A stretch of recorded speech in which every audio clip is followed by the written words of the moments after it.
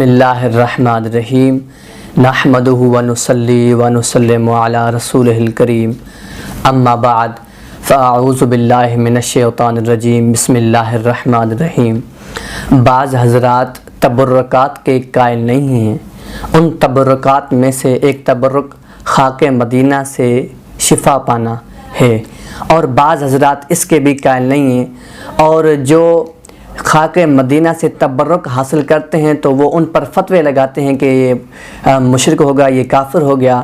تو میں ان کو ان کے بزرگوں کے ہی بات عرض کر دوں، ان کے ہی کتابوں سے تذکرۃ الرشید جلد نمبر 2 صفحہ نمبر 48 پر یہ بات لکھی ہوئی ہے۔ آئیے میں آپ کو وہ بات عرض کرتا ہوں۔ مولوی عاشق الہی مرٹھی لکھتے ہیں کہ مولوی محمد اسماعیل صاحب نے وہ فرماتے ہیں کہ ایک مرتبہ مدنی کھجور کی گٹھلی پسی ہوئی تو اس مولوی صاحب نے مجھے عطا کر دی، اپنے صندوقچہ سے نکال کر مجھے عطا کی، اور انہوں نے کہا اس کو کھا لو۔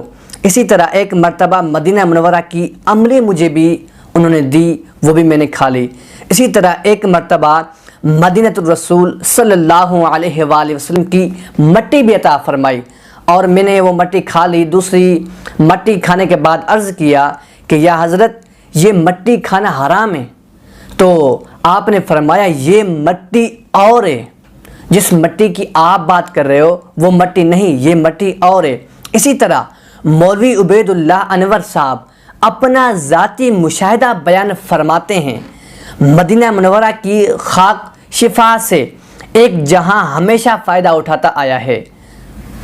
میں نے خود بچپن میں اکثر مرتبہ عورتوں کی پیشانی پر، آنکھوں پر، ہاتھوں پر اور مختلف اعضاء پر خاک شفا کا لیپ کرتے دیکھا، اور ان خوش قسمت انسانوں سے سنا کہ بیسیوں ادویہ کے استعمال سے شفا نہ ہوئی، اور اللہ شفا دینے پر آیا تو روضہ اطہر کی خاک شفا ہی ان کی شفا کا باعث بنی۔